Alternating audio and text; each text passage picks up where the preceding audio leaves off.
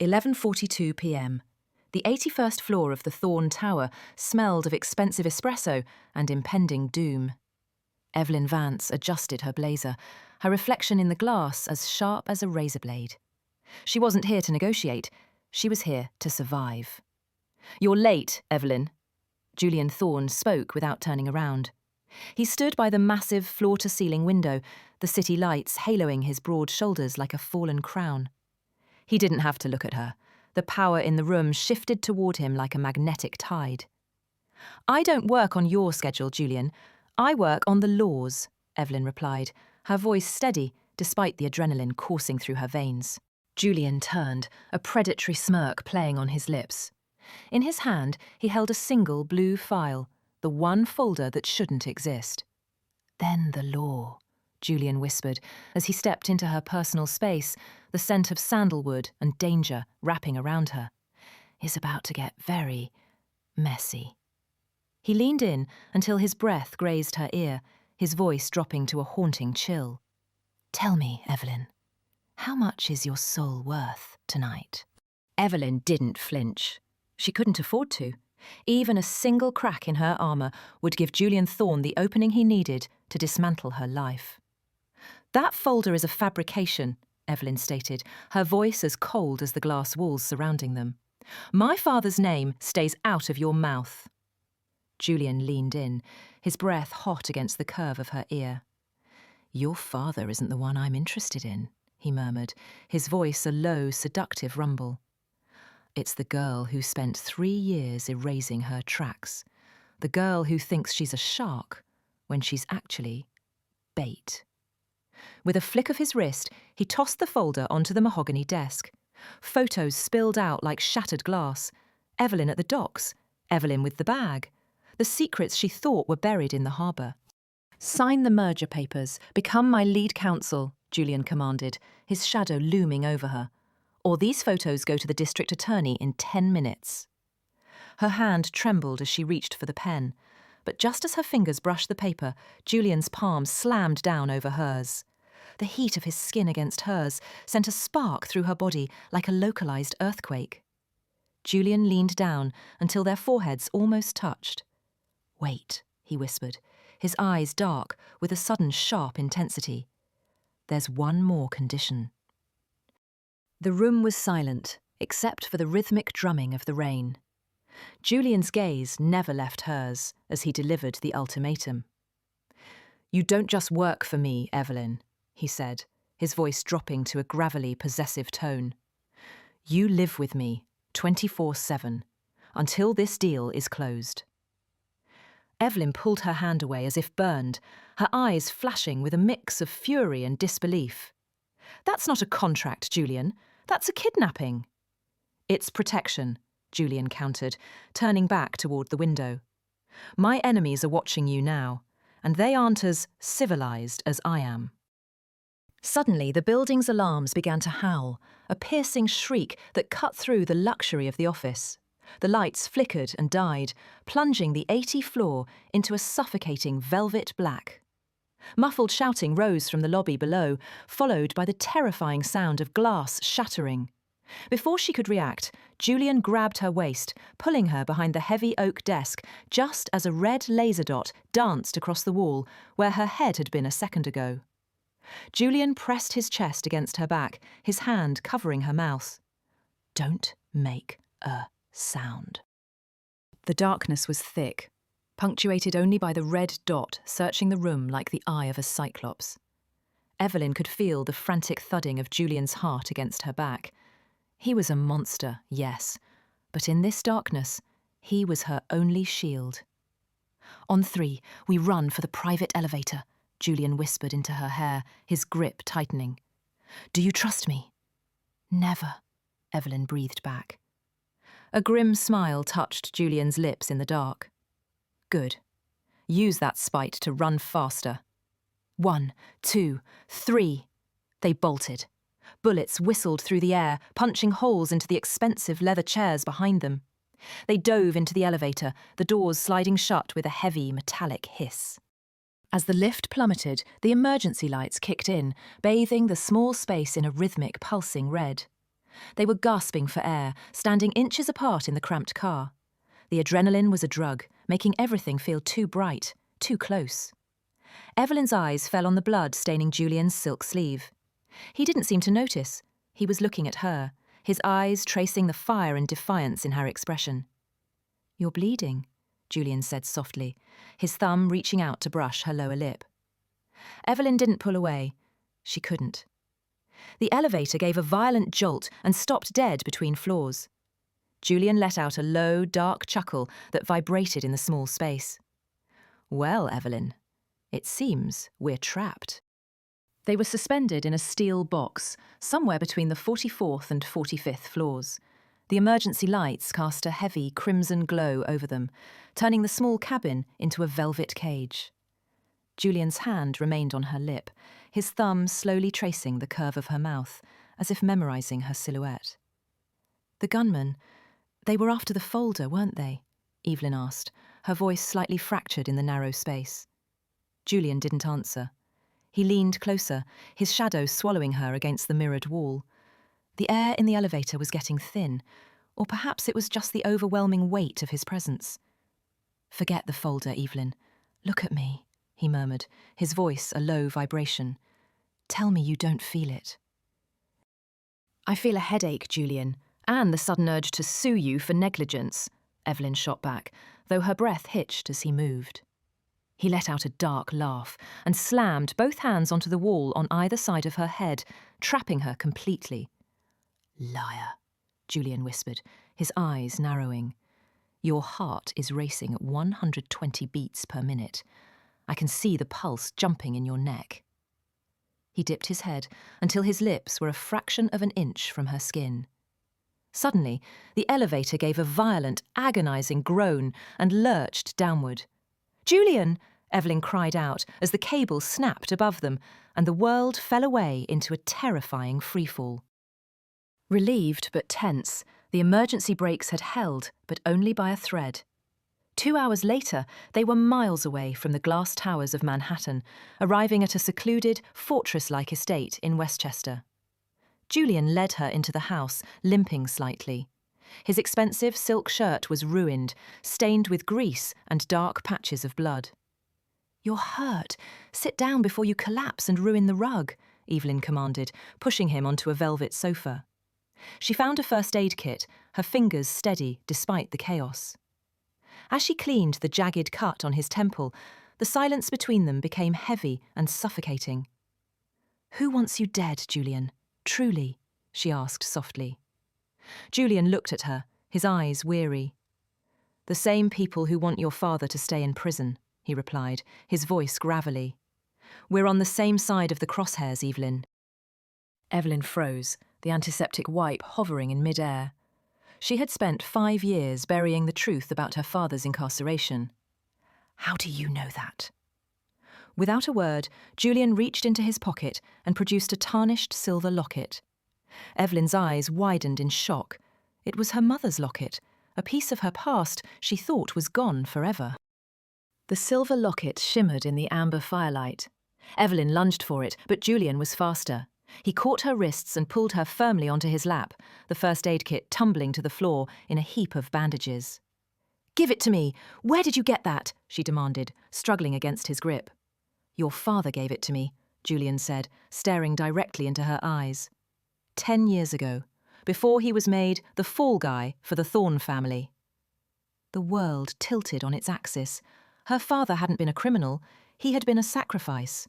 And the man holding her right now was the heir to the very empire that had destroyed her family. You knew all along," she whispered, her voice trembling. "This merger, it's not business, it's a confession." Julian's grip softened. His eyes, usually cold and calculating, were now filled with a raw, dark hunger. "It's a rescue mission, Evelyn. I'm tearing my father's company down from the inside. And I need the most ruthless lawyer I know to help me burn it to the ground." He leaned in, and this time Evelyn didn't fight. He kissed her. A collision of anger, desperation, and 10 years of unspoken history.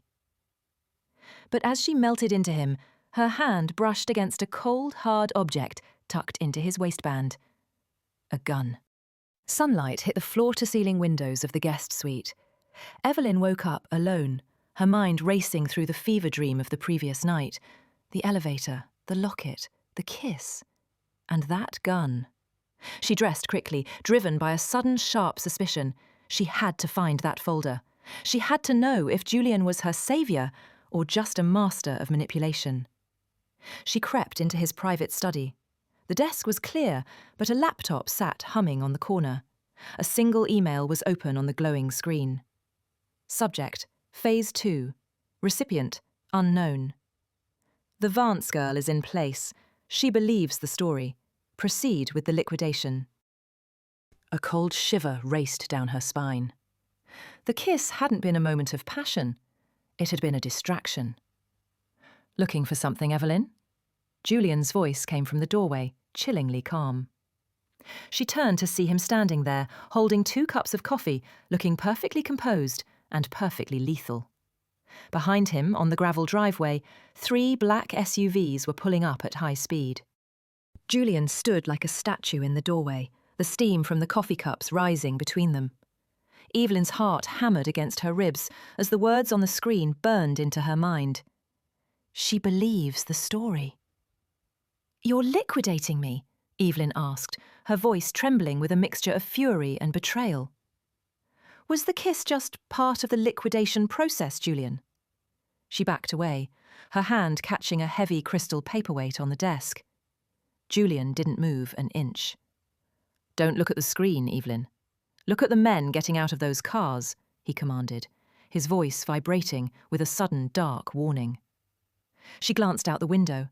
The men in the black SUVs weren't wearing Thorne's security badges. They were in tactical gear with no identification. Professional cleaners.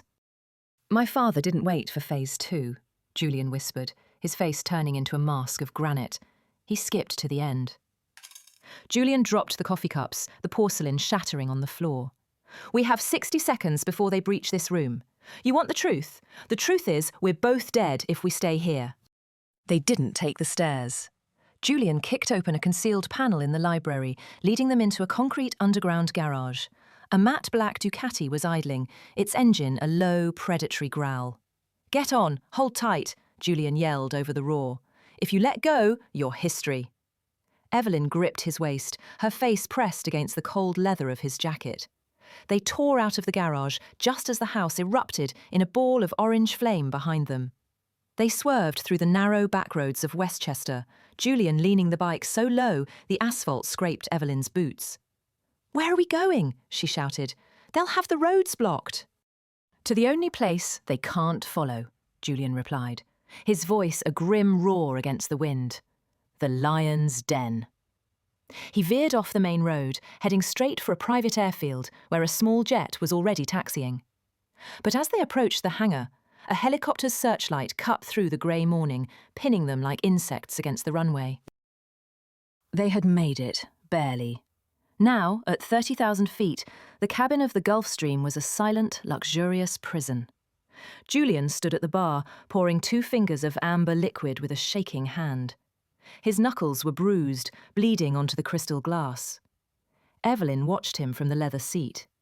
She watched the way his muscles moved under his torn shirt, looking like a fallen king in the dim cabin light. "The email. Explain it. Now," Evelyn said, her voice dropping to a sharp, icy edge.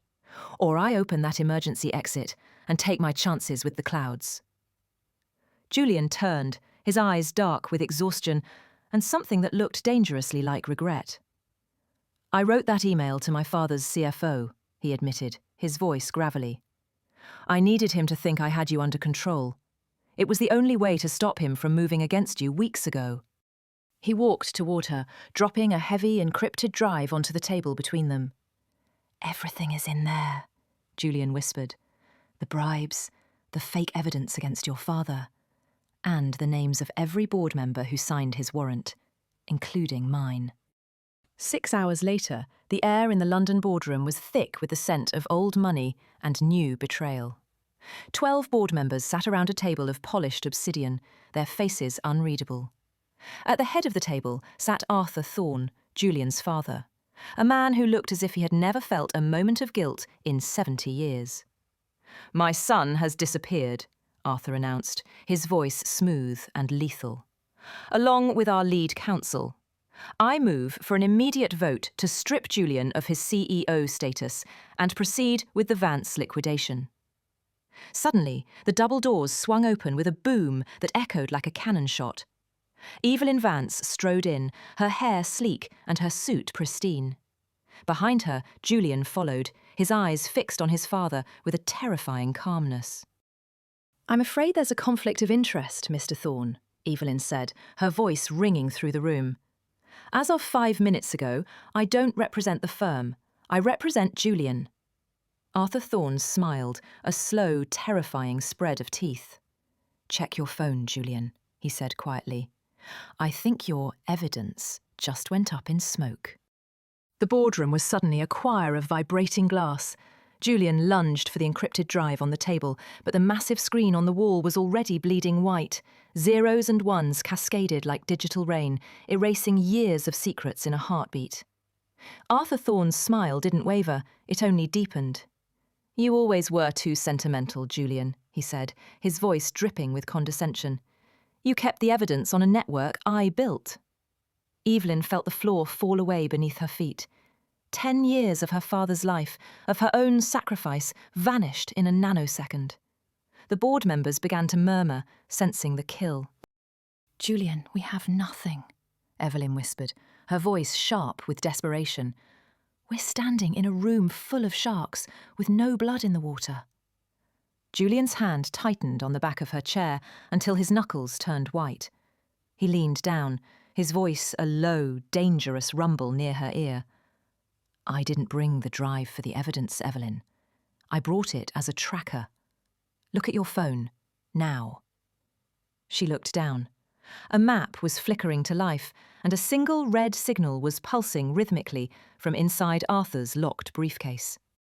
They didn't win the boardroom, but they survived the exit.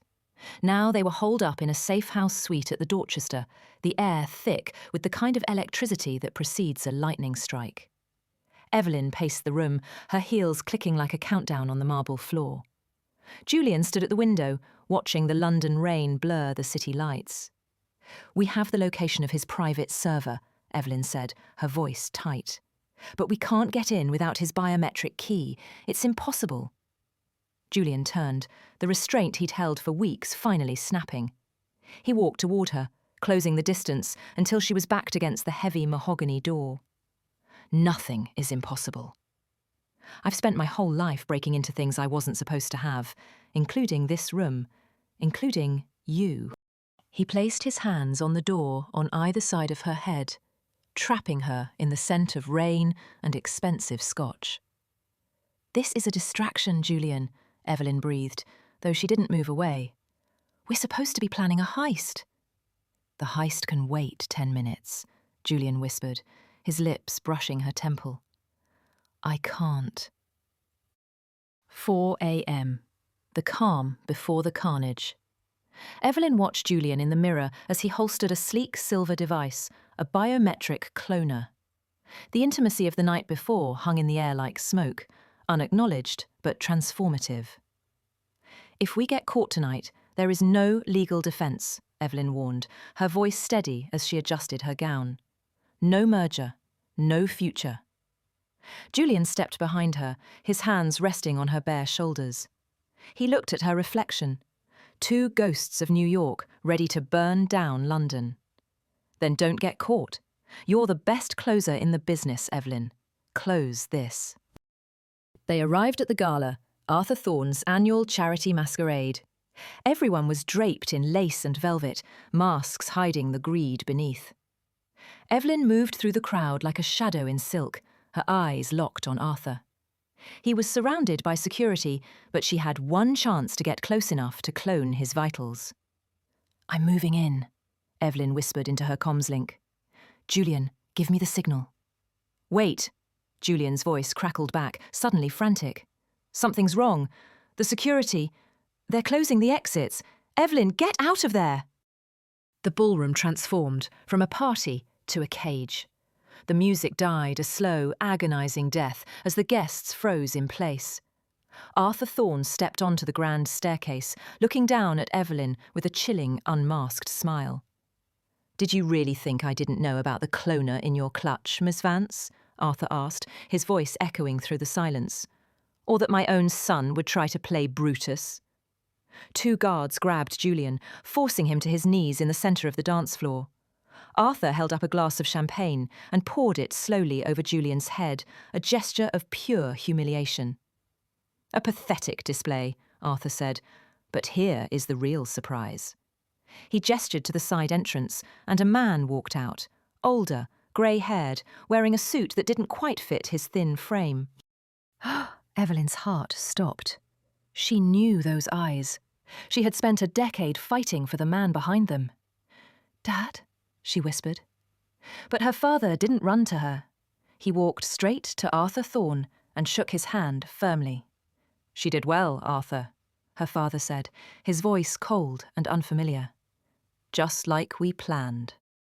The world didn't end with an explosion. It ended with a handshake. Evelyn's father, the man she had spent 10 years trying to exonerate, stood shoulder to shoulder with the man who had supposedly destroyed him. "Planned? Dad, what are you talking about?" Evelyn's voice was a ragged whisper. "I've lived in a nightmare to clear your name." Her father refused to meet her gaze, but Arthur Thorne stepped forward, his eyes gleaming with the triumph of a Grand Master. "Your father didn't need saving, Evelyn. He needed a bridge back into the company. You were that bridge. Your crusade provided the perfect cover for us to move the offshore assets." Julian, still pinned to his knees, looked up at Evelyn. His eyes weren't filled with the shock of betrayal, but with a desperate, silent command. "Run." "Evelyn, the locket," Julian choked out before a guard slammed a boot into his ribs. Arthur pulled a sleek remote detonator from his pocket. "The bridge has served its purpose," Arthur said coldly. "Now, it's time to burn it." Smoke began to billow from the vents as the building's liquidation protocol began. It wasn't a metaphor. Arthur was erasing the evidence, the ballroom, and every witness inside. In the panic, Evelyn lunged, not for her father, but for Julian. She snatched a steak knife from a passing catering tray and sliced through the zip ties on his wrists in one fluid motion. "If we die here, I'm suing you in hell, Julian," she hissed. Julian grabbed her hand, pulling her toward the massive floor-to-ceiling windows. "Hold that thought. We're taking the express exit." They sprinted as guards opened fire, the bullets whistling past them to shatter the priceless crystal chandeliers. They hit the glass at full speed, tumbling together into the London night, falling toward the black, icy waters of the Thames 50 feet below. As they fell, Evelyn remembered Julian's plea. She ripped the locket from her neck and snapped it open. Beneath the photo of her mother wasn't a secret. It was a micro SIM card, the real evidence her father thought he had destroyed. They dragged themselves onto the muddy banks of the Thames, soaked and shivering. Above them, the gala was a pillar of fire against the London skyline. Evelyn held the micro SIM like it was a piece of her own soul.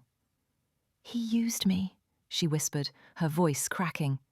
"My own father used me as a distraction while he stole millions." Julian pulled her into him, his wet coat shielding her from the biting wind. He was bleeding from a graze on his shoulder, but his eyes were fixed on her with a raw intensity. "He underestimated one thing, Evelyn. He thought you were his pawn. He didn't realise you're the queen. And the queen moves however she damn well pleases." He took her face in his hands, his touch warm against her frozen skin. "We have 30 minutes before they track our vitals. We can run, or we can upload this data to every news outlet in the hemisphere. But if we do, there's no Thorne Enterprises left for me to inherit. I'll have nothing." Evelyn looked into his eyes and saw the man who had chosen her over an empire. "You'll have me," she said. He kissed her then, a desperate, salty seal of a new, unbreakable contract. 1 year later. The Thorne scandal had toppled governments and sent both Arthur Thorne and Evelyn's father to a maximum security federal wing. The midnight merger was now the most famous corporate collapse in history. A new boutique law firm sat on the top floor of a modest brick building in Brooklyn. There were no glass cages here, only the smell of old books and the warm afternoon sun. Evelyn Vance sat at her desk signing a final decree when the door opened.